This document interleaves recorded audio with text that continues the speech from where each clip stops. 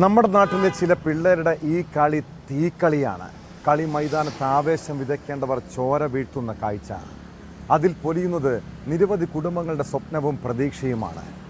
തിരുവനന്തപുരം തൈക്കാടെത്തിയാൽ ആലൻ എന്ന ചെറുപ്പക്കാരൻ്റെ നിലവിളി ശബ്ദം ഇപ്പോഴും ചെവികളിൽ മുഴങ്ങുന്നു.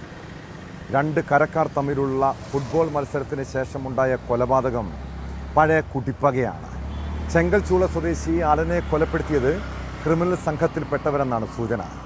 ആ കേസിലേക്ക് പോകും മുൻപ് പത്തനംതിട്ടയിൽ ഒരു കള്ളനെ പ്രണയിച്ച് ചതിക്കപ്പെട്ട 17-കാരിയുടെ ദുരനുഭവവും കൊച്ചിയിൽ കൗമാരക്കാരിയെ പീഡിപ്പിച്ച നാവികസേനാ ഉദ്യോഗസ്ഥൻ്റെ പ്രണയചതിയും ഉൾപ്പെടെ വിശദമായി പരിശോധിക്കുകയാണ് പോലീസ് പട്രോൾ.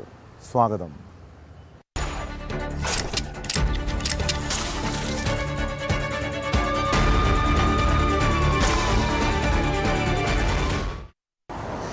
കള്ളനെ പ്രണയിച്ച നായികയുടെ കഥ മലയാളികളെ ഏറെ ചിരിപ്പിച്ച സിനിമയാണ് ദിലീപും കാവ്യ മാധവനും ഒന്നിച്ച മീശ മാധവൻ എന്ന സിനിമ. എന്നാൽ യഥാർത്ഥ ജീവിതത്തിൽ കള്ളനോടൊരു പെൺകുട്ടിക്ക് പ്രണയം തോന്നുമോ? പത്തനംതിട്ടയിൽ നിന്ന് അങ്ങനെയൊരു കഥ കേട്ടു. കാമുകൻ കള്ളനാണെന്ന് അറിയാതെയാണ് 17-കാരി അയാളെ പ്രേമിച്ചത്.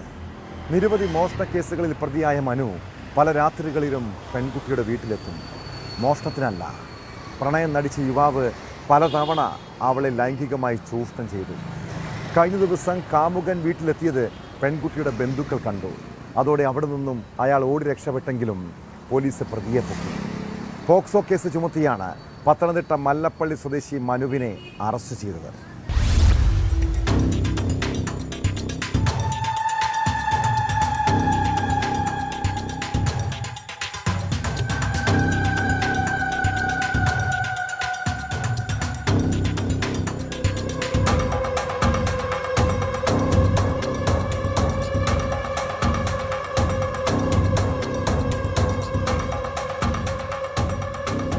പത്തനംതിട്ടയിൽ 17-കാരിയെ വീട്ടിൽ കയറി ലൈംഗിക പീഡനത്തിനിരയാക്കിയ കേസിലാണ് സ്ഥിരം മോഷ്ടാവായ യുവാവിനെ പോലീസ് അറസ്റ്റ് ചെയ്തത്. പത്തനംതിട്ട മല്ലപ്പള്ളി സ്വദേശി മനു പ്രണയം അഭിനയിച്ചെത്തി പെൺകുട്ടിയെ വലയിലാക്കുകയായിരുന്നു. ഇയാൾ സ്ഥിരം മോഷ്ടാവാണെന്ന കാര്യമൊന്നും പെൺകുട്ടിക്ക് അറിവില്ലായിരുന്നു. വീട്ടിൽ മുതിർന്ന ആരുമില്ലാതിരുന്ന സമയത്ത് കുട്ടിയുടെ വീട്ടിലെത്തിയ മനു ഒന്നിലധികം തവണ ലൈംഗികമായി പീഡിപ്പിക്കുകയായിരുന്നു. മോഷണക്കേസുകൾ ഉൾപ്പെടെ നിരവധി കേസിൽ പ്രതിയായ മനു പീഡനത്തിന് ശേഷം പോലീസ് തിരയുന്നുണ്ടെന്ന് കണ്ടതോടെ ഒളിവിൽ പോയി. Perumpetty police inspector Sajeesh Kumar, civil police ഓഫീസർമാരായ അലക്സ്, അഭിജിത്ത് എന്നിവരടങ്ങുന്ന സംഘം എരുമേലിയിൽ നിന്നാണ് പ്രതിയെ പിടികൂടിയത്. പോക്സോ കേസ് ചുമത്തിയാണ് അറസ്റ്റ്.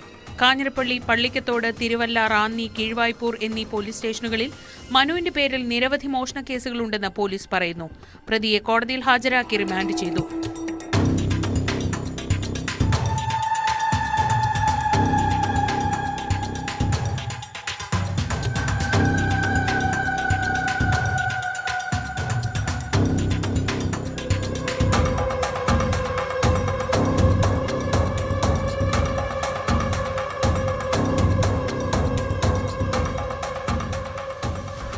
ന്യൂസ് 18 പത്തനംതിട്ട. നാവികസേനാ ഉദ്യോഗസ്ഥന്റെ 15-കാരിയായ മകളെ പ്രണയിച്ച നാവികൻ. പൃഥ്വിരാജ് നായകനായ അനാർക്കലി എന്ന സിനിമയിലെ ആ പ്രണയകഥ സസ്പെൻസ് നിറഞ്ഞതായിരുന്നു. സമാനമായൊരു കഥയാണ് കൊച്ചിയിൽ നിന്ന് കേട്ടത്. എന്നാൽ ഇവയുടെ പ്രണയമല്ല, പ്രണയം നടിച്ചുള്ള പീഡനം.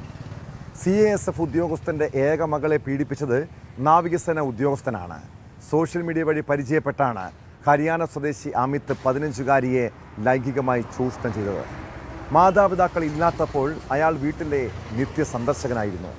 ഒറ്റയ്ക്ക് താമസിക്കുന്ന അമിത് അയാളുടെ വീട്ടിലേക്കും പെൺകുട്ടിയെ വിളിച്ചു വരുത്തി പീഡിപ്പിച്ചു. ഇത് അയൽവാസികളുടെ ശ്രദ്ധയിൽപ്പെട്ടതോടെ കുടുംബം പോലീസിൽ പരാതി നൽകി.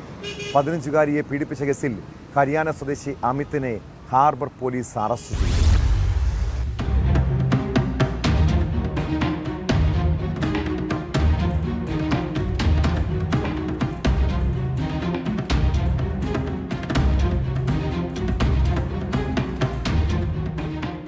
ഹരിയാന റോഹ്തക് സ്വദേശി അമിത് താമസിച്ചിരുന്ന കൊച്ചി മുണ്ടമേലിയിലെ വീട്ടിലേക്ക് പെൺകുട്ടിയെ വിളിച്ചുവരുത്തിയ ശേഷമായിരുന്നു പീഡനം. കൊച്ചിയിൽ ജോലി ചെയ്യുന്ന CSF ഉദ്യോഗസ്ഥന്റെ മകളാണ് പെൺകുട്ടി. 15-കാരിയെ അമിത് പ്രണയം നടിച്ച് പീഡിപ്പിക്കുകയായിരുന്നുവെന്നാണ് ഹാർബർ പോലീസ് പറയുന്നത്. എങ്ങനെയാണ് പെൺകുട്ടിയുമായി നാവികൻ സൗഹൃദത്തിലായതെന്ന് പോലീസ് അന്വേഷിക്കുകയാണ്. അറസ്റ്റിലായ അമിതിനെ റിമാൻഡ് ചെയ്തു. നാവികന്റെ അറസ്റ്റ് സ്ഥിരീകരിച്ച് നാവികസേന വാർത്താക്കുറിപ്പിറക്കി. പോലീസിന്റെ അന്വേഷണവുമായി എല്ലാവിധത്തിലും സഹകരിക്കുമെന്ന് നാവികസേന വ്യക്തമാക്കി. സംഭവം അന്വേഷിക്കാൻ നേവിയും ഉദ്യോഗസ്ഥനെ ചുമതലപ്പെടുത്തിയിട്ടുണ്ട്.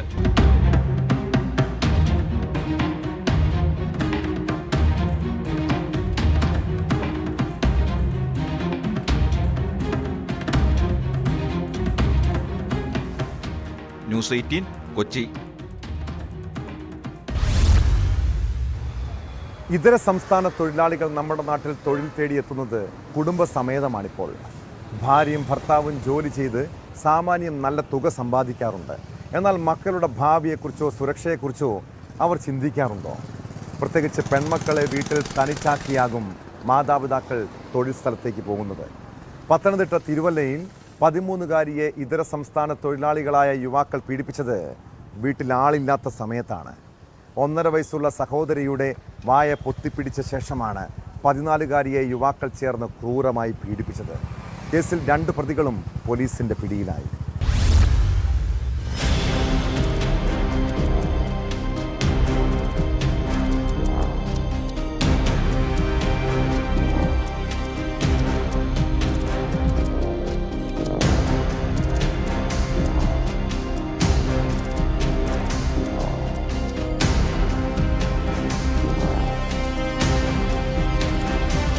ഇന്നലെ ഉച്ചയ്ക്കാണ് തിരുവല്ലയിൽ ഇതര സംസ്ഥാന തൊഴിലാളികൾ താമസിക്കുന്ന ക്യാമ്പിൽ വെച്ച് 14കാരിയെ ഇതര സംസ്ഥാന തൊഴിലാളികളായ പ്രതികൾ പീഡനത്തിനിരയാക്കിയത്. പെൺകുട്ടിക്കൊപ്പമുണ്ടായിരുന്ന 1.5 വയസ്സുകാരിയായ സഹോദരിയുടെ വായ പൊത്തിപ്പിടിച്ച ശേഷം 14കാരിയെ യുവാക്കൾ 2 പേരും ചേർന്ന് ക്രൂരമായി പീഡിപ്പിക്കുകയായിരുന്നു. പെൺകുട്ടിയുടെ മാതാപിതാക്കൾ ജോലിക്ക് പോയ സമയം നോക്കിയാണ് പ്രതികൾ ക്യാമ്പിലെത്തി ആസൂത്രിതമായി പീഡനം നടത്തിയത്. സംഭവം പുറത്തറിഞ്ഞതോടെ നാട്ടുകാരാണ് പ്രതികളെ പിടികൂടി പോലീസിലേൽപ്പിച്ചത്.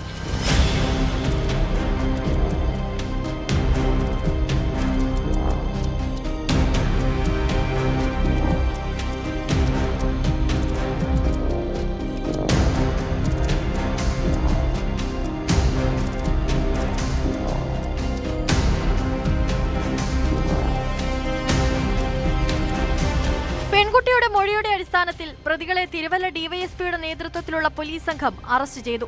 പീഡനത്തിനിരയായ പെൺകുട്ടി ഇതര സംസ്ഥാന തൊഴിലാളികളുടെ മകളാണ്.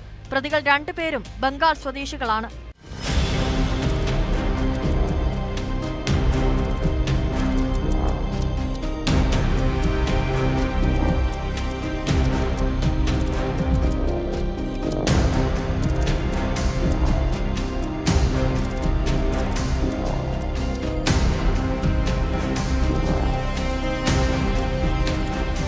News 18 Pathanamthitta. Thiruvananthapuram Thycaud model school ഗ്രൗണ്ടിൽ ഫുട്ബോൾ മത്സരത്തിൻ്റെ ആരവം മുഴങ്ങുന്നു. നാട്ടിലെ ചിരവൈരികളായ 2 ക്ലബ്ബുകൾ തമ്മിൽ കുടിപ്പകയുണ്ട്. എല്ലാ മത്സരങ്ങൾക്ക് ശേഷവും തർക്കവും കയ്യാങ്കളിയും ഉണ്ടാകും. എന്നാൽ കഴിഞ്ഞ ദിവസം മത്സരശേഷം ഉണ്ടായത് വെറും കുട്ടിക്കളിയായിരുന്നില്ല, മരണക്കളിയായിരുന്നു. പിള്ളേർ തമ്മിലുള്ള തർക്കത്തിൽ നാട്ടിലെ മുതിർന്നവർ കൂടി എത്തിയതോടെയാണ് തൈക്കാട് ചോരക്കളമായത്. പിന്നെ കണ്ടത് ഒരു 18കാരൻ്റെ നെഞ്ചുകൂട് തകർത്തുള്ള കൊലയാളികളുടെ ക്രൂരത. ചെങ്കൽച്ചൂള സ്വദേശി ആലൻ്റെ കൊലപാതകം പെട്ടെന്നുണ്ടായ പ്രകോപനമെന്നാണ് FIR. സുഹൃത്തുക്കളെ തടഞ്ഞുവെച്ച് പ്രതികളോട് സംഘർഷ സ്ഥലത്ത് നിന്നും പിരിഞ്ഞു പോകാൻ ആലൻ ആവശ്യപ്പെട്ടതാണ് പ്രകോപനത്തിന് കാരണം.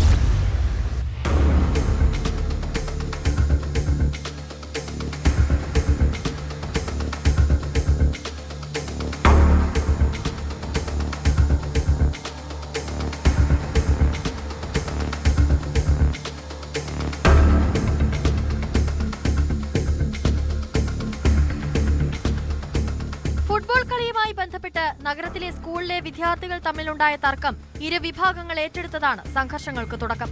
കഴിഞ്ഞ ദിവസം വൈകുന്നേരം ശാസ്താക്ഷേത്രത്തിന് സമീപം തന്റെ സുഹൃത്തുക്കളെ അക്രമി സംഘം തടഞ്ഞുവെച്ചിരിക്കുന്നതറിഞ്ഞ് രക്ഷപ്പെടുത്താനെത്തിയതായിരുന്നു കൊല്ലപ്പെട്ട ആലൻ. സുഹൃത്തുക്കളെ വിട്ടയക്കണമെന്നും വഴിയിൽ നിന്ന് മാറി നിൽക്കണമെന്നും ജഗതിയിൽ നിന്നെത്തിയ സംഘത്തോട് അലൻ ആവശ്യപ്പെട്ടതോടെ അക്രമികൾ പ്രകോപിതരായി. സംഘത്തിലെ ഒരാൾ ഹെൽമറ്റ് കൊണ്ട് അലന്റെ തലക്കിടിച്ചു. തുടർന്ന് കേസിലെ 1-ാം പ്രതി കൈവശമുണ്ടായിരുന്ന മൂർച്ചയേറിയ ആയുധം ഇടതു നെഞ്ചിൽ കുത്തിയിറക്കി. കുഴഞ്ഞു വീണ അലനെ സുഹൃത്തുക്കൾ ചേർന്ന് ഇരുചക്രവാഹനത്തിൽ ആശുപത്രിയിൽ എത്തിച്ചെങ്കിലും ജീവൻ രക്ഷിക്കാനായില്ല.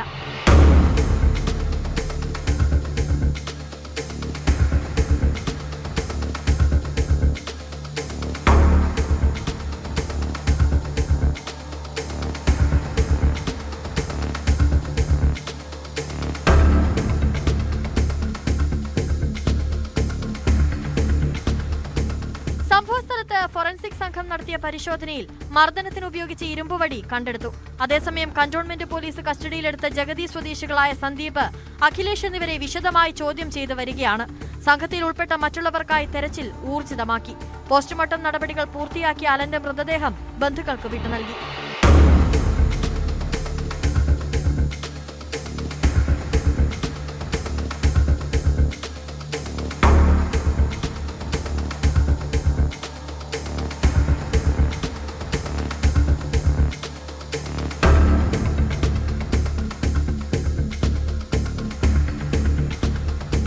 ന്യൂസ് 18 തിരുവനന്തപുരം. കാക്കയ്ക്കും തൻകുഞ്ഞ് പൊൻകുഞ്ഞെന്നാണ് ചൊല്ല്. അമ്മയ്ക്ക് സ്വന്തം മക്കളെന്നാൽ അത്രയ്ക്കും വലുതാണല്ലേ. അത് ഏതൊരു ജീവിക്കും അങ്ങനെയാ. കുഞ്ഞുങ്ങളോട് വാത്സല്യവും സ്നേഹവും കരുണയും ഉണ്ടാകും. എന്നാൽ ചില മനുഷ്യജന്മങ്ങളുണ്ട്, നൊന്ത് പ്രസവിച്ച കുഞ്ഞിനോട് പോലും മനസ്സാക്ഷി കാണിക്കാത്തവർ. കൊച്ചിയിൽ 4 വയസ്സുകാരിയെ അമ്മ ക്രൂരമായി മർദ്ദിച്ചൊരു സംഭവത്തെക്കുറിച്ച് കേട്ടു. കുഞ്ഞ് വിശക്കുന്നുവെന്ന് പറഞ്ഞതിനായിരുന്നു ക്രൂരതയെന്ന് അമ്മ മൊഴി നൽകി. 4 വയസ്സുകാരിയുടെ ചേച്ചിയെയും അമ്മ മർദ്ദിച്ചിരുന്നതായി പോലീസ് പറയുന്നു.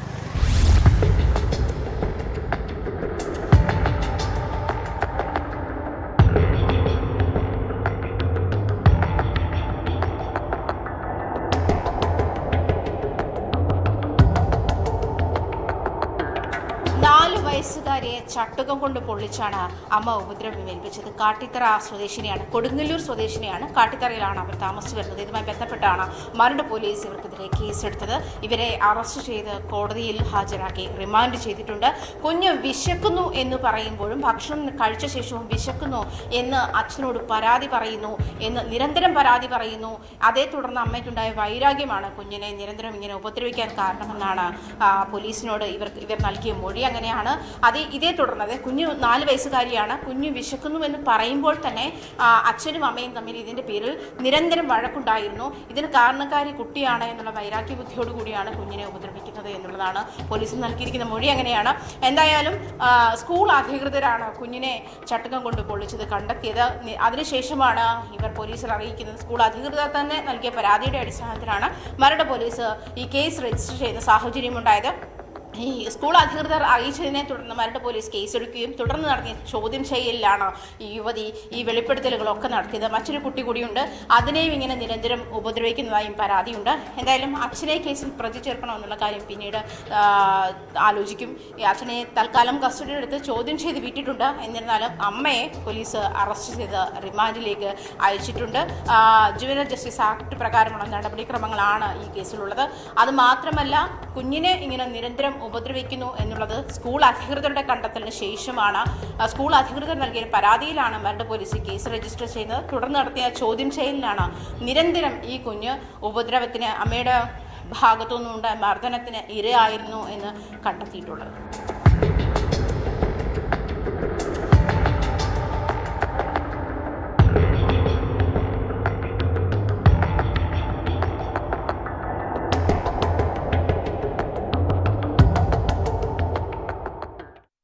രാവിലെ 9 മണിയോടെ മെമു ട്രെയിൻ എറണാകുളത്ത് നിന്നും ആലപ്പുഴയിലെത്തിയ സമയം. അപ്പോൾ അവിടെ കണ്ട കാഴ്ച പേടിപ്പെടുത്തുന്നതാണ്. മെമു ട്രാക്കിൽ നിന്നും മാറ്റിയപ്പോൾ അവിടെ ഒരു മനുഷ്യൻ്റെ കാല്. മൃതദേഹഭാഗത്തിന് 3 ദിവസത്തെ പഴക്കമുണ്ടെന്നാണ് സൂചന. എന്നാൽ മറ്റ് ശരീരഭാഗങ്ങൾ എവിടെയെന്ന് കണ്ടെത്താൻ കഴിഞ്ഞിട്ടില്ല. റെയിൽവേ ട്രാക്കിൽ വെച്ച് ട്രെയിൻ ഇടിച്ച ശേഷം കാൽഭാഗം ട്രെയിനിൽ കുടുങ്ങിയതായിരിക്കാമെന്നാണ് നിഗമനം. റെയിൽവേ പോലീസ് സ്ഥലത്ത് വിവിധയിടങ്ങളിൽ തെരച്ചിൽ നടത്തുന്നുണ്ട്. സമീപ ദിവസങ്ങളിൽ ഏതെങ്കിലും മിസ്സിംഗ് കേസ് ഉണ്ടായോ എന്നാണ് പ്രധാനമായും അന്വേഷിക്കുന്നത്.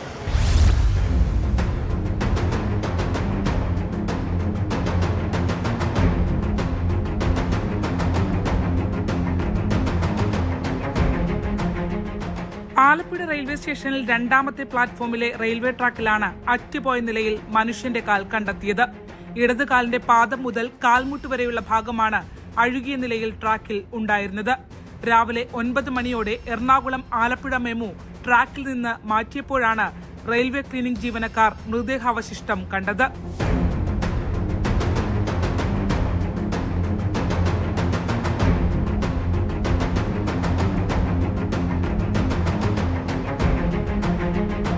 സംഭവത്തിൽ റെയിൽവേ പോലീസ് അന്വേഷണം തുടങ്ങി. അത് അന്താനം മെഡിക്കൽ കോളേജിലേക്ക് കൊണ്ടുപോയിട്ടുണ്ട്. ഇത് എവിടെയെങ്കിലും റൺ ഓവറായിട്ട് ഈ ട്രെയിനിൻ്റെ ഈ പാദം കുടുങ്ങി ഇവിടെ വന്നായിരിക്കും, പഴക്കമുണ്ട്. അപ്പോൾ അതിൻ്റേതായ ഇനി ആ രീതിയിലായിരിക്കും അന്വേഷണം മുന്നോട്ട് പോകുക. എവിടെയെങ്കിലും റൺ ഓവർ ഉണ്ടായിട്ടുണ്ടോ എന്നുള്ള കാര്യങ്ങൾ അന്വേഷിക്കും. ഈ ട്രെയിൻ ഓടുന്ന റൂട്ടുകളെല്ലാം അന്വേഷണം നടത്തിയാലേ നമുക്കത് ബോധ്യമാവുള്ളൂ.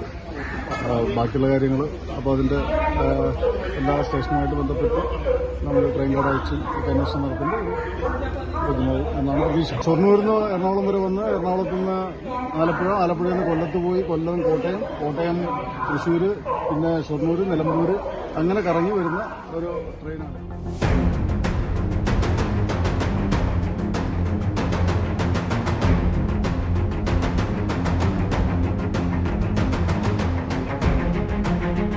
ട്രെയിൻ തട്ടിയ ആരുടെയെങ്കിലും കാൽഭാഗം ട്രെയിനിൽ കുടുങ്ങിയതായിരിക്കുമെന്നാണ് സംശയം. കിട്ടിയ ശരീരഭാഗത്തിന് പഴക്കമുണ്ട്. മെമു സർവീസ് നടത്തുന്ന എറണാകുളം, ആലപ്പുഴ, കൊല്ലം, കോട്ടയം, തൃശൂർ, പാലക്കാട് ജില്ലകളിൽ അടുത്തിടെ ഉണ്ടായ അപകടങ്ങളുടെ വിവരം railway police ശേഖരിക്കുന്നുണ്ട്.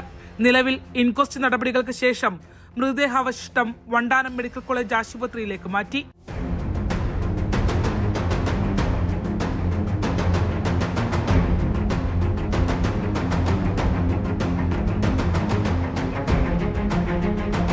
News 18 Alappuzha. Kochi വൈറ്റിലയിലെ ബാറിൽ കഴിഞ്ഞ രാത്രി ഉണ്ടായ സംഘർഷത്തിന്റെ ദൃശ്യങ്ങളിലേക്കാണ്. ഒരു യുവതിയും സുഹൃത്തുക്കളും ബാറിൽ മദ്യപിക്കാനെത്തി. ആ സമയം ബാറിലുണ്ടായിരുന്ന ഒരാൾ ആ യുവതിയോട് മോശമായി പെരുമാറി. പിന്നാലെ ഉണ്ടായത് കൂട്ടയടിയാണ്.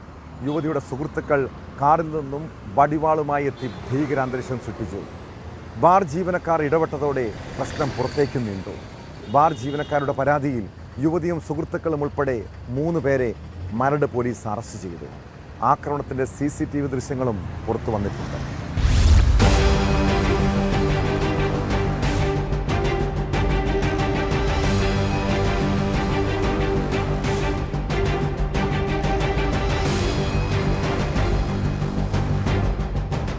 തിരുവനന്തപുരം സ്വദേശി അലീന, കൊല്ലം സ്വദേശികളായ ഷഹീൻ ഷാ, അൽ അമീൻ എന്നിവരെയാണ് മരട് പോലീസ് പിടികൂടിയത്. ഞായറാഴ്ച രാത്രി വൈറ്റില കണ്ണാടിക്കാടുള്ള ബാറിൽ മദ്യപിക്കുന്നതിനിടെ അലീനയും അടുത്ത സീറ്റിലുണ്ടായിരുന്ന മധ്യവയസ്കനും തമ്മിൽ തർക്കമുണ്ടായി. ബാർ ജീവനക്കാർ ഇടപെട്ടു. തർക്കവും കയ്യാങ്കളിയും ബാറിന് പുറത്തേക്കും നീണ്ടു. കാറിലേക്ക് പോയ അലീനയും സുഹൃത്തുക്കളും തിരികെ എത്തിയത് വടിവാളുമായി.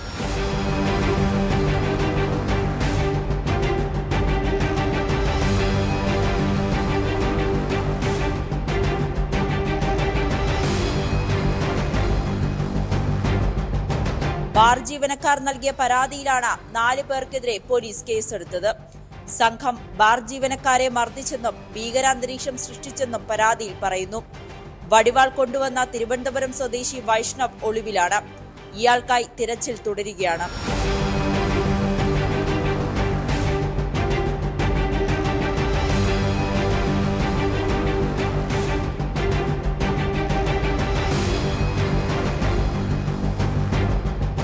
ന്യൂസ് 18 കൊച്ചി. കള്ളുകുടിച്ച് പൊതുസ്ഥലത്ത് പേക്കൂത്ത് കാട്ടുന്നത് മലയാളികളുടെ ഒരു ശീലമാണ്.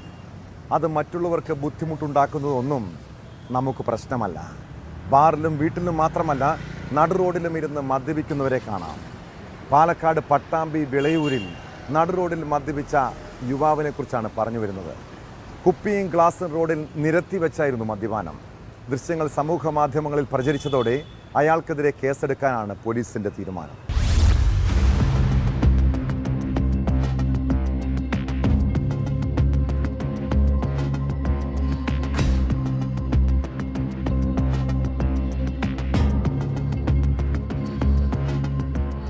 പലതരത്തിലുള്ള കുടിയന്മാരെയും കുടിക്കാനുള്ള രീതികളെയും നമ്മൾ കണ്ടിട്ടുണ്ടെങ്കിലും ഇതൊരു പക്ഷേ ആദ്യത്തെ സംഭവമായിരിക്കും. ആരും കാണാതെ കുടിക്കുക എന്നതാണ് മലയാളികളുടെ പൊതുശീലമെങ്കിലും പട്ടാമ്പിയിലെ ഒരു യുവാവ് അതങ്ങ് തെറ്റിച്ചു. പട്ടാമ്പി വിളയൂർ സെന്ററിലാണ് ഒരേ സമയം കൗതുകവും ആശങ്കയും ഉണ്ടാക്കിയ സംഭവം നടന്നത്. കുപ്പിയും ഗ്ലാസുമായി കടന്നു വന്ന യുവാവ് നടുറോഡിൽ കുത്തിയിരുന്നു. പിന്നെ കണ്ടത് നടുറോഡിലെ ലൈവായുള്ള മദ്യപാനം.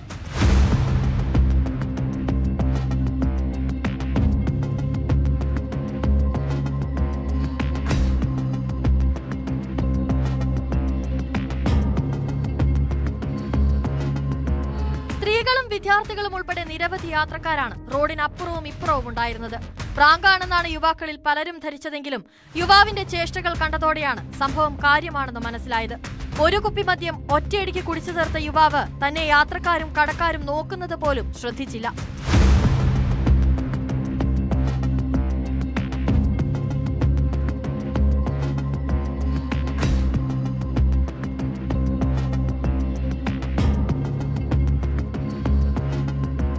വീഡിയോ സോഷ്യൽ മീഡിയ വഴി പ്രചരിച്ചതോടെ പലരുടെയും അഭിപ്രായം ഓരോ രീതിയിലാണ്. എക്സൈസ് മന്ത്രിക്കെതിരായാണ് ആരോപണങ്ങൾ കൂടുതലും. യുവാവിനെതിരെ നിയമ നടപടി സ്വീകരിക്കാനുള്ള നീക്കത്തിലാണ് പോലീസ്. പരസ്യ മദ്യപാനത്തിന് പുറമെ ഗതാഗത തടസ്സമുണ്ടാക്കിയതിനും ഇയാൾ മറുപടി പറയേണ്ടി വരും.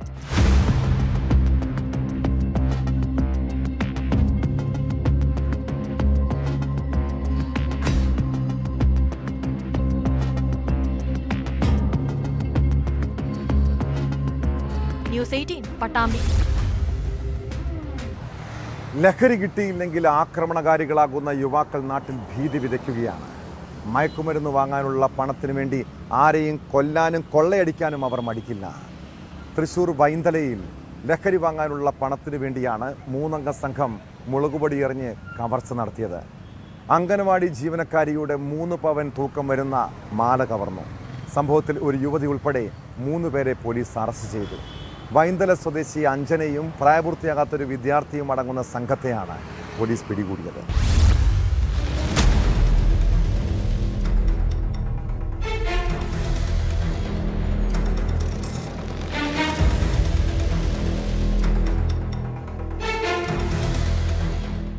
അംഗൻവാടി ജീവനക്കാരി മോളി ജോർജ വൈദ്യല പാടത്തിന് അടുത്തുകൂടെ വീട്ടിലേക്ക് പോവുകയായിരുന്നു. പാടത്തിന് അടുത്തുനിന്ന് ഒരു യുവതിയും 2 ആൺ സുഹൃത്തുക്കളും സംസാരിക്കുന്നത് മോളിയുടെ ശ്രദ്ധയിൽപ്പെട്ടു. ഇവരിലൊരാൾ മോളിയുടെ പിന്നാലെ എത്തി മുളകുപൊടി വിതറിയ ശേഷം 3 പവന്റെ മാല കവരുകയായിരുന്നു.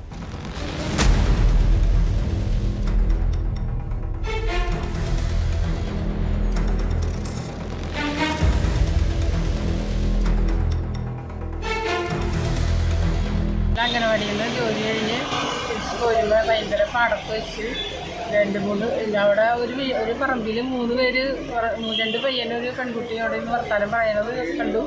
അത് കഴിഞ്ഞ് 3 വണ്ടികൾ വന്നപ്പോൾ ഇങ്ങനെ ഞാനിങ്ങനെ സൈഡ് ഇങ്ങനെ തിരിഞ്ഞ് നിന്ന് വണ്ടി പോയതിന് ശേഷം അതിലൊരു പയ്യൻ പിന്നാലെ വന്നുകൊണ്ട് ഇങ്ങനെ അത് ഫോൺ ചെയ്തോണ്ട് വന്നുകൊണ്ട് ഇങ്ങനെ നിൽക്കടാ ഞാൻ വരട്ടെ എന്നും പറഞ്ഞുകൊണ്ട് പിന്നാലെ ഫോൺ ചെയ്ത് വരണ്ടായിരുന്നു.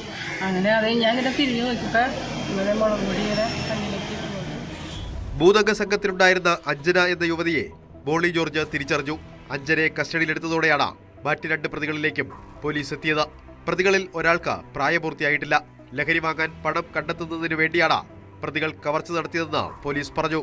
പ്രദേശത്ത് ലഹരി കച്ചവടം വ്യാപകമാണെന്ന പരാതി അടുത്ത കാലത്തായി ഉയർന്നിരുന്നു. പിടിയിലായവർ ലഹരിക്കടത്ത് സംഘങ്ങളുടെ കണ്ണികളാണോ എന്നും പോലീസ് സംശയിക്കുന്നുണ്ട്. പ്രതികളെ പോലീസും എക്സൈസും ചേർന്ന് വിശദമായി ചോദ്യം ചെയ്യും. മുൻപരിചയമുണ്ടായിരുന്ന ആൾ തന്നെ കവർച്ചാ സംഘത്തിൽ ഉണ്ടായിരുന്നതിന്റെ ആശ്ചര്യത്തിലാണ് മോളി ജോർജ. സംശയം വെച്ചാൽ അവിടെ വർത്താമാനം പറഞ്ഞ എന്തെങ്കിലും ഒരു അഞ്ജന എന്ന് പറയുന്ന പെൺകുട്ടീനെയാണ് തോന്നിയത്. എത്ര പേരുണ്ടായിരുന്നു? 3 പേര്. പൊട്ടിക്കാൻ വന്ന ഒരു പയ്യൻ മാത്രമാണ് ഉണ്ടായിരുന്നത്.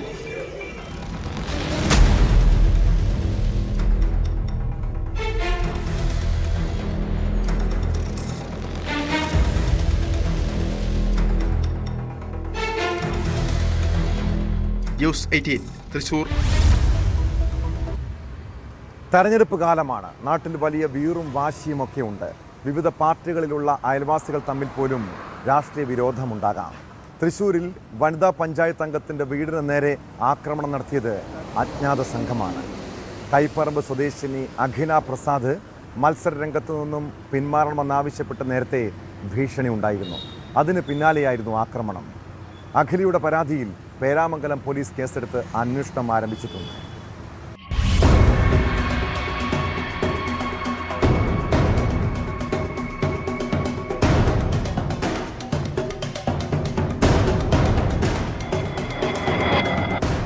കൈപ്പറമ്പ് പഞ്ചായത്തിലെ 18ാം വാർഡ് സ്ഥാനാർത്ഥിയാണ് അഖില.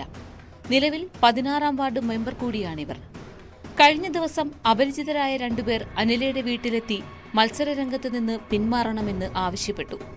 എന്നാൽ ആവശ്യം അനില നിരാകരിച്ചതിനു പിന്നാലെ പുലർച്ചെ വീട്ടിലെത്തി ആക്രമണം നടത്തുകയായിരുന്നു. വീട്ടിലുണ്ടായിരുന്ന സ്കൂട്ടറും സൈക്കിളും ജനൽ ചില്ലുകളും ചെടിച്ചട്ടികളും അക്രമികൾ തകർത്തു. നിങ്ങൾ ഇലക്ഷനിൽ നിൽക്കണ്ടോ ചോദിച്ചു, സ്ഥാനാർത്ഥിയാണോ ചോദിച്ചു. ഞാൻ പറഞ്ഞു ആദ്യം പറഞ്ഞു, ആദ്യം പിൻവാങ്ങണമെന്ന് പറഞ്ഞു, പിന്മാറണം എന്ന് പറഞ്ഞു. അപ്പം ഞാൻ വിചാരിച്ചു ഇനിയിപ്പം നമ്മൾ അന്വേഷിച്ച് ആരെങ്കിലും വന്നതാവും എന്നുള്ളൊരു ഇതായിരുന്നു ഉണ്ടായിരുന്നത്. ഞാൻ പറഞ്ഞു അത് പറയാൻ നിങ്ങൾ ആരാന്ന് ചോദിച്ചു. അപ്പം ഒന്നും പറഞ്ഞില്ല. അത് നിങ്ങൾ അതിൻ്റെ ഭവിഷ്യത്ത് വഴി അറിയുമെന്ന് പറഞ്ഞു. പറഞ്ഞിട്ട് അത് പറയുമ്പോഴേക്കും ഒരാൾ വണ്ടിയിൽ കയറി. ബുള്ളറ്റാണ്.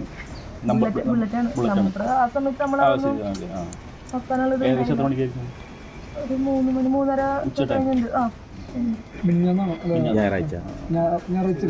ശനിയാഴ്ചയാണ് സംഭവം. അതിന് പ്രകാരം നമ്മൾ ഇന്നലെയാണ് നമ്മൾ പരാതി കൊടുത്തിട്ടുള്ളത്.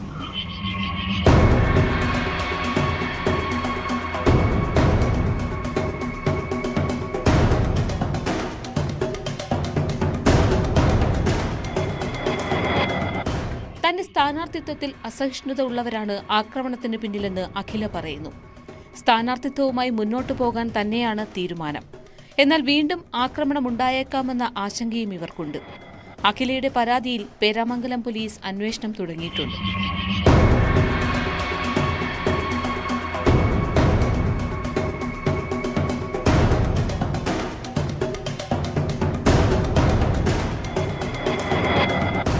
ന്യൂസ് 18 തൃശൂർ. ബീഹാറിൽ തെരഞ്ഞെടുപ്പിന്റെ അലയൊലികൾ ഇപ്പോഴും കെട്ടടങ്ങിയിട്ടില്ല. എൻഡിഎയുടെ മിന്നു വിജയത്തിന് ശേഷം ചിലയിടങ്ങളിൽ അക്രമ സംഭവങ്ങൾ വരെ ഉണ്ടായി. അതിനിടെ ബീഹാർ തെരഞ്ഞെടുപ്പ് ഫലത്തെ ചൊല്ലിയുള്ള തർക്കത്തിനിടെ യുവാവിനെ അമ്മാവന്മാർ അടിച്ചു കൊന്നു.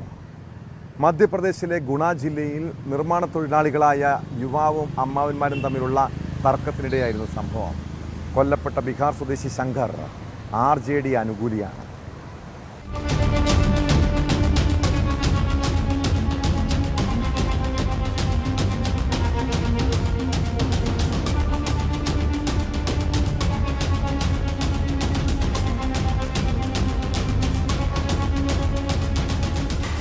കെട്ടിട നിർമ്മാണ തൊഴിലാളികളാണ് കൊല്ലപ്പെട്ട ശങ്കറും പ്രതികളായ അമ്മാവന്മാരും. ബീഹാറിലെ ഷോഹർ ജില്ലക്കാരായ മൂവരും സർക്കാർ ക്വാർട്ടേഴ്സ് നിർമ്മാണത്തിനായി 2 ദിവസം മുൻപാണ് ഗുഡയിൽ എത്തിയത്.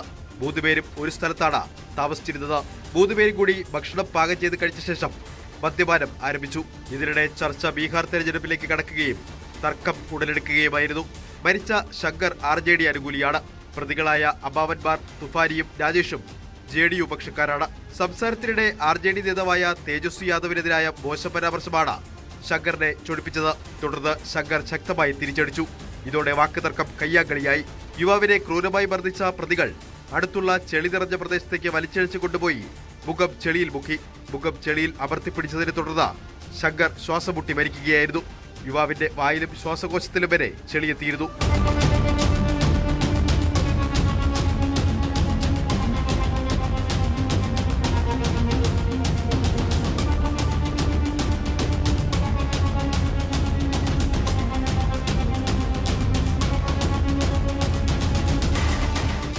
മരിച്ചുവെന്ന് ബോധ്യമായതോടെ ചെളിയിൽ പുതഞ്ഞ ശങ്കറിനെ സ്ഥലത്ത് ഉപേക്ഷിച്ച പ്രതികൾ കടന്നുകളഞ്ഞു. കേസിൽ ശങ്കറിന്റെ മാതൃസഹോദരനായ തുഫാനി, രാജേഷ് എന്നിവരെ പോലീസ് അറസ്റ്റ് ചെയ്തു. ചോദ്യം ചെയ്യലിൽ പ്രതികൾ കുറ്റം സമ്മതിച്ചതായി പോലീസ് അറിയിച്ചിട്ടുണ്ട്.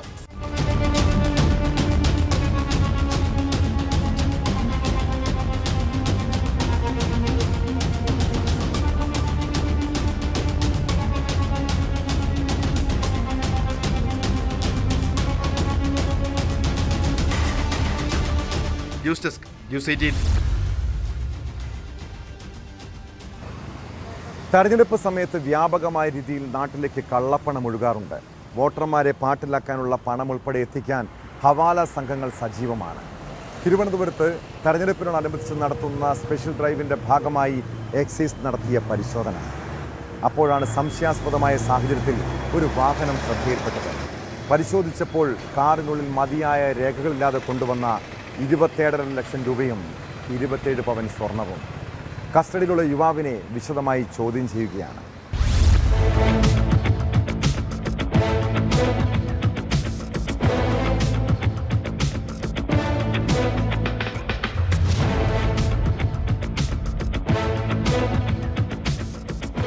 തദ്ദേശ തെരഞ്ഞെടുപ്പിനോടനുബന്ധിച്ച് എക്സൈസ് വകുപ്പ് നടത്തിവരുന്ന സ്പെഷ്യൽ ഡ്രൈവിന്റെ ഭാഗമായിട്ടായിരുന്നു പരിശോധന. KSRTC ബസ്സിൽ മതിയായ രേഖകളില്ലാതെ അനധികൃതമായി കടത്തിക്കൊണ്ടുവന്ന 21.5 ലക്ഷം രൂപയും 216 ഗ്രാം സ്വർണവുമാണ് പിടികൂടിയത്. തിരുവനന്തപുരം എക്സൈസ് KUMUവിലെ എക്സൈസ് ഇൻസ്പെക്ടർ ശിവകുമാർജിയുടെ നേതൃത്വത്തിലായിരുന്നു പരിശോധന. തൃശൂർ ജില്ലയിൽ തലപ്പള്ളി താലൂക്കിൽ മുണ്ടത്തിക്കോട് സ്വദേശി 28 വയസ്സുള്ള മനുവാണ് കസ്റ്റഡിയിലായത്. പേരെന്താ? മനു.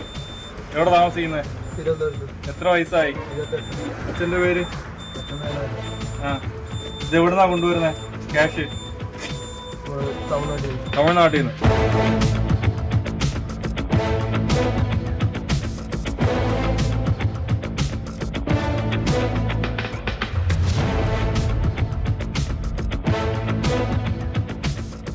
തുടർ നടപടികൾക്കായി പിടിച്ചെടുത്ത സ്വർണവും പണവും പാറശാല പോലീസിന് കൈമാറി.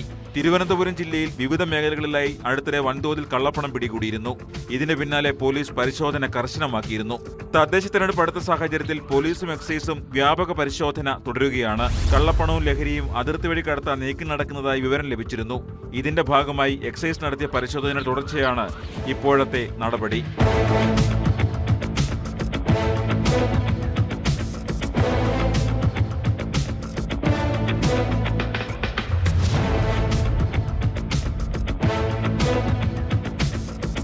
ന്യൂസ് 18 തിരുവനന്തപുരം. നമ്മളെ ഒരു അപകടത്തിൽ നിന്ന് രക്ഷിക്കാൻ ചിലപ്പോൾ ദൈവം മനുഷ്യന്റെ രൂപത്തിൽ അവതരിക്കാറുണ്ടല്ലേ? റെയിൽവേ പോലീസിലെ ASI ഉമേഷ് ആ സമയം അവിടെ എത്തിയത് ഒരു രക്ഷകന്റെ രൂപത്തിലാണ്. ഓടിക്കൊണ്ടിരുന്ന ട്രെയിനിൽ കയറാനുള്ള ശ്രമത്തിനിടെ താഴെ വീണ വയോധികയെ രക്ഷിച്ച റെയിൽവേ പോലീസ് ഉദ്യോഗസ്ഥൻ. ASI ഉമേഷിൻ്റെ സംയോജിതമായ ഇടപെടലിലൂടെ വലിയൊരു അപകടമാണ് ഒഴിവായത്. വയോധികയുടെ ജീവൻ രക്ഷിച്ച ഉമേഷിനെ അഭിനന്ദിച്ചുകൊണ്ട് കേരള പോലീസ് ഫേസ്ബുക്ക് പേജിലൂടെ വീഡിയോ പങ്കുവച്ചിട്ടുണ്ട്.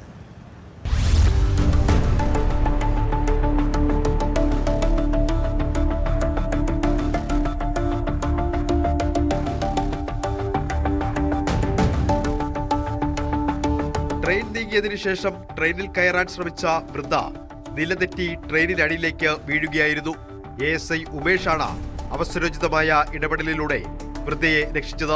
സ്റ്റേഷനിൽ നിന്നും മുന്നോട്ട് നീങ്ങി തുടങ്ങിയ ട്രെയിനിൽ കയറാനായി ഒരു കൈയിൽ ബാഗും ഒരു കൈയിൽ കവറുകളുമായാണ് വയോധിക ഓടിയത്. എന്നാൽ ഇത് കണ്ട് അപകടം മണത്ത ASI ഇവരുടെ പിന്നാലെ ഓടിയെത്തി. ASI ഉമേഷ് ഓടിയെത്തിയപ്പോഴേക്കും ട്രെയിനിനകത്തുണ്ടായിരുന്ന യാത്രികയുടെ കൈപിടിച്ച വയോധിക കയറാൻ ശ്രമിച്ചു. തുടർന്ന് വീഴുകയായിരുന്നു. ഓടിയെത്തിയ ഉമേഷ് ഒട്ടും വൈകാതെ തന്നെ വയോധികയെ ട്രെയിനിനടിയിൽപ്പെടാതെ പ്ലാറ്റ്ഫോമിലേക്ക് വലിച്ചു കയറ്റി. പോലീസ് ഉദ്യോഗസ്ഥന്റെ സംയോജിത ഇടപെടലിൽ വലിയൊരു അപകടമാണ് ഒഴിവായത്. വയോധികയുടെ ജീവൻ രക്ഷിച്ച ASI ഉമേഷിനെ അഭിനന്ദിച്ചുകൊണ്ട് കേരള പോലീസ് ഫേസ്ബുക്ക് പേജിലൂടെ വീഡിയോ പങ്കുവച്ചിട്ടുണ്ട്. ഓടിക്കൊണ്ടിരിക്കുന്ന ട്രെയിനിലേക്ക് കയറരുതെന്നും ഇത് അപകടം വിളിച്ചു വരുത്തുമെന്നും പോലീസ് മുന്നറിയിപ്പ് നൽകുന്നു.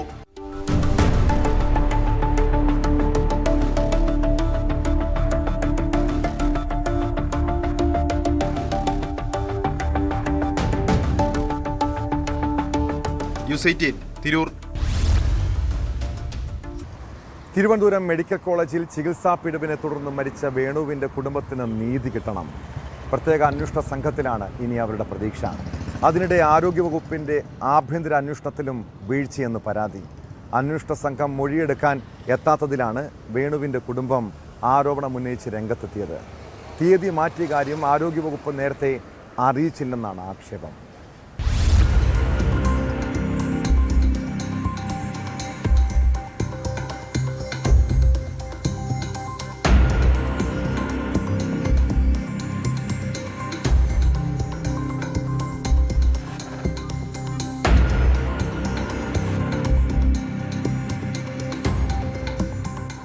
മരിച്ച വേണുവിന്റെ ഭാര്യ സിന്ധുവിന്റെ മൊഴിയെടുക്കാൻ ഇന്ന് ഉച്ചയ്ക്ക് 12 മണിക്ക് എത്തുമെന്ന് കത്തിലൂടെയും ഫോൺ മുഖേനയും അറിയിച്ച ആരോഗ്യവകുപ്പ് സംഘം നിശ്ചിത സമയത്ത് ഹാജരായില്ല.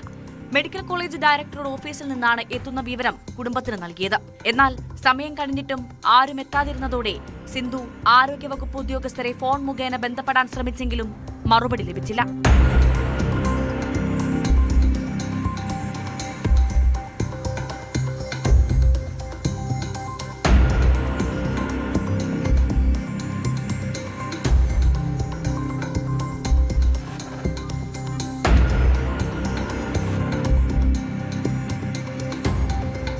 ഇതോടൊപ്പം സ്പീഡ് പോസ്റ്റ് മുഖേന മറ്റൊരു തീയതി പിന്നീട് അറിയിക്കാമെന്നുള്ള കത്ത് വീട്ടിലെത്തുകയും ചെയ്തു. മൊഴിയെടുപ്പ് നവംബർ 20-ാം തീയതിയിലേക്ക് മാറ്റിയതായി തുടർന്ന് ആരോഗ്യവകുപ്പിൽ നിന്നും ഫോണിൽ അറിയിച്ചു. എന്നാൽ ശ്രദ്ധേയമായി തീയതി മാറ്റം സംബന്ധിച്ച കത്ത് 15-ാം തീയതിയാണ് തയ്യാറാക്കിയതെങ്കിലും പോസ്റ്റ് ചെയ്തത് 17-ന് മാത്രമാണ്. തീയതി മാറ്റിയ വിവരം നേരത്തെ ഫോൺ മുഖേന അറിയിക്കാമായിരുന്നില്ലേ എന്ന സിന്ധുവിന്റെ ചോദ്യത്തിന് അധികൃതർ വ്യക്തമായ മറുപടി നൽകാതെ പിന്മാറിയതായി കുടുംബം പറയുന്നു. എൻ്റെ അടുത്ത് എനിക്ക് സ്പീഡ് പോസ്റ്റ് വന്ന ഡേറ്റ് എന്നാൽ 18-ാം തീയതി 12 മണിക്ക് വരുമെന്നാണ് എനിക്ക് കത്ത് കിട്ടിയിട്ടുള്ളത്. ഇന്ന് 12:45 അവരെ കാണാത്തതുകൊണ്ട് അങ്ങോട്ട് വിളിച്ചപ്പോഴും അവരാരും ഫോൺ എടുത്തിട്ടില്ലായിരുന്നു. പിന്നീട് ഞാൻ 1:05 ഇവിടുന്ന് സ്പീഡ് പോസ്റ്റിൽ പോസ്റ്റ് വുമൺ ഇവിടെ കൊണ്ടുവന്ന് കത്ത് തരുന്നത് ഞാൻ കൈപ്പറ്റുന്നതും. പിന്നീട് അവിടുത്തെ സാർ എന്നെ വിളിച്ചിട്ട് പറഞ്ഞു നേരത്തെ അറിയിച്ചിട്ടുണ്ടായിരുന്നു. ഞാൻ എൻ്റെ നമ്പർ അവിടെ കൊടുത്തിട്ടുണ്ടായിരുന്നു. ഇമെയിലിൽ ലെറ്റർ അയക്കാനും എൻ്റെ നമ്പറാണ് ഞാൻ അവിടെ കൊടുത്തിട്ട് എന്നെ ഇതുവരെ ആരും കോൺടാക്റ്റ് ചെയ്തിട്ടില്ലായിരുന്നു. ഇപ്പോൾ സാറ് വിളിച്ചിട്ട് പറഞ്ഞ റീസൺ പറഞ്ഞു കഴിഞ്ഞാൽ അവിടുത്തെ ഡോക്ടർക്ക് എന്തോ ഒരു മരണം ഉണ്ടായിരുന്നു, അതുകൊണ്ടാണ് വരാൻ പറ്റാമെന്ന് എന്നാണ് റീസൺ പറഞ്ഞത്. ഇനി എന്താണെന്ന് അറിയത്തില്ല. അത് മാത്രമല്ല ഞാൻ ചോദിച്ചു എൻ്റെ വസതിയിലാണോ വരുന്നത് ചോദിച്ചപ്പോൾ അതല്ല, ഏതെങ്കിലും ഒരു പബ്ലിക് പ്ലേസ് അല്ലെങ്കിൽ ഗവൺമെൻറ് സ്ഥാപനത്തിലായിരിക്കും വരുന്നത് എന്നാണ് അറിയിച്ചിരിക്കുന്നത്. ഒരു മരണം സംഭവിച്ചിട്ട് ഇത്രയും ദിവസമായിട്ട് അവരുടെ ഭാഗത്തുനിന്ന് യാതൊരു അന്വേഷണം ഉണ്ടായിട്ടുമില്ല. പിന്നെ അവർ അന്വേഷിക്കാമെന്ന് പറഞ്ഞ് ഡേറ്റ് മാറ്റിയിട്ട് അത് നേരത്തെ അറിയിച്ചിട്ടുമില്ല. അതുപോലെ അവർ അവിടുന്ന് ഓഫീസിൽ നിന്ന് 15/11/2025 ഈ കത്ത് അവർ ചെയ്തിരിക്കുക. എന്നിട്ട് നമുക്ക് പോസ്റ്റ് ഓഫീസിൽ എത്തിയിരിക്കുന്നത് 17/11/2025 18-ാം തീയതി അവർ ഹിയറിങ്ങിന് വരാം എന്ന് പറഞ്ഞ് 12 മണിക്ക് ഹിയറിങ്ങിന് വരാം എന്ന് പറഞ്ഞിട്ട് 1:05 ഇവിടെ പോസ്റ്റ് ഓഫീസിൽ ഇവിടെ എന്നെ ഏൽപ്പിച്ചത്. ഞാൻ 1:05 ഞാൻ സൈൻ ചെയ്ത് വാങ്ങിച്ചത് ഈ ലെറ്റർ.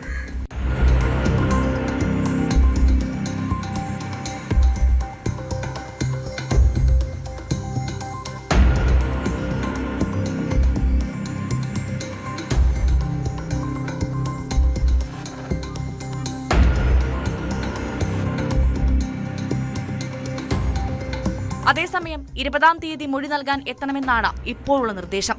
പക്ഷേ 16-ാം നാളിലെ കർമ്മങ്ങൾ കഴിയാതെ വീട്ടിൽ നിന്ന് പോകാൻ കഴിയില്ലെന്ന് സിന്ധു വ്യക്തമാക്കുന്നു. അന്വേഷണത്തിന്റെ തുടക്കത്തിൽ തന്നെ ഇത്തരത്തിലുള്ള വീഴ്ചകൾ നീതി തടയാനുള്ള ശ്രമമെന്ന സംശയം ഉയർത്തുന്നുവെന്നാണ് വേണുവിന്റെ ബന്ധുക്കൾ പറയുന്നത്. ഓട്ടോറിക്ഷ തൊഴിലാളിയായ വേണു നെഞ്ചുവേദനയെ തുടർന്ന് തിരുവനന്തപുരം മെഡിക്കൽ കോളേജിൽ എത്തിയതായിരുന്നു. മരണം മതിയായ ചികിത്സ ലഭിക്കാതെയെന്നാണ് കുടുംബം ആരോപിക്കുന്നത്. ഈ മാസം 5-നാണ് വേണു മരിച്ചത്. തുടർന്ന് കുടുംബം മുഖ്യമന്ത്രിക്കും ആരോഗ്യമന്ത്രിക്കും ഉൾപ്പെടെ പരാതി നൽകിയിരുന്നു.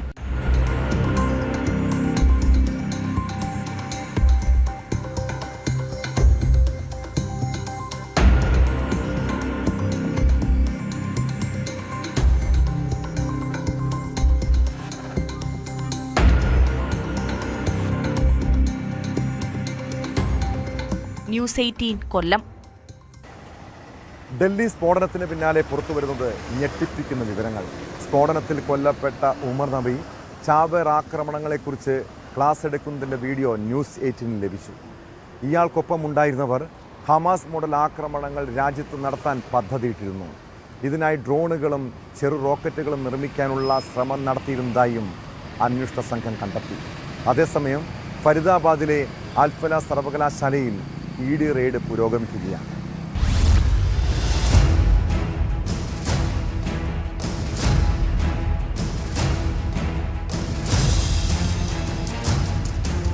ചാവേർ ആക്രമണത്തെ ആളുകൾ തെറ്റായി വ്യാഖ്യാനിക്കുകയാണ്.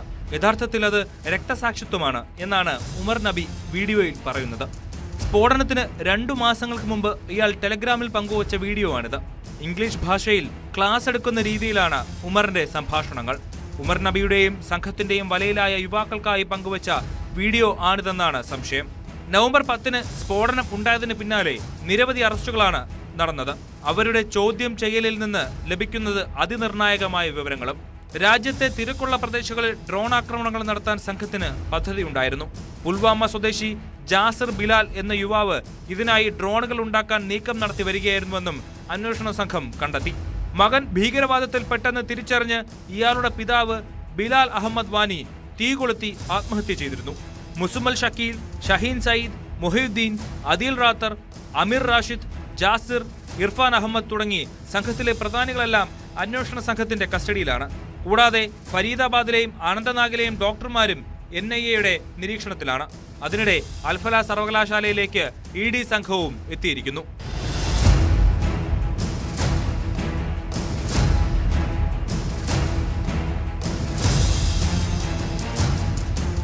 News desk news 18. മക്കളെക്കുറിച്ച് ഓർത്ത് നൊമ്പരപ്പെടുന്ന ഒട്ടേറെ മാതാപിതാക്കൾ നമ്മുടെ പല കുടുംബങ്ങളിലുമുണ്ട്. കുഞ്ഞുനാൾ മുതൽ ഓമനിച്ച് വളർത്തിയ മക്കളിൽ വലിയ പ്രതീക്ഷയും സ്വപ്നങ്ങളും കാണുന്നവർ. എന്നാൽ കൗമാരപ്രായമാകുമ്പോൾ കുട്ടികൾ അച്ഛനമ്മമാരെക്കാൾ കൂടുതൽ അടുപ്പം കാണിക്കുന്നത് സുഹൃത്തുക്കളോടാകും. പിന്നെ അവരുടെ ലോകം അതാണ്. അങ്ങനെ രക്ഷിതാക്കൾക്ക് കണ്ണീര് മാത്രം സമ്മാനിക്കുന്ന മക്കൾ. എന്നു മുതലാണ് കുട്ടികൾ നിങ്ങളിൽ നിന്നും അകന്നു തുടങ്ങിയതെന്ന് ചിന്തിച്ചിട്ടുണ്ടോ? ഒരു 10-12 വയസ്സൊക്കെ ആകുമ്പോൾ അവർ ചെറിയ കുസൃതികളൊക്കെ കാണിക്കാം. അപ്പോൾ വലിയ വടിയെടുത്തിട്ടോ വഴക്ക് പറഞ്ഞിട്ടോ കാര്യമില്ല. ശിക്ഷയും ചകാരവും വേണം എന്നു കരുതി അവരെ ചേർത്ത് നിർത്തേണ്ട സമയമാണ് കൗമാരപ്രായം. കൈവിട്ടു പോയാൽ പിന്നെ കുറേ കണ്ണീര് കുടിക്കേണ്ടി വരും. സൂക്ഷിച്ചാൽ ദുഃഖിക്കേണ്ട. ഇതോടെ പോലീസ് പട്രോൾ പൂർണ്ണമാകും. നമസ്കാരം.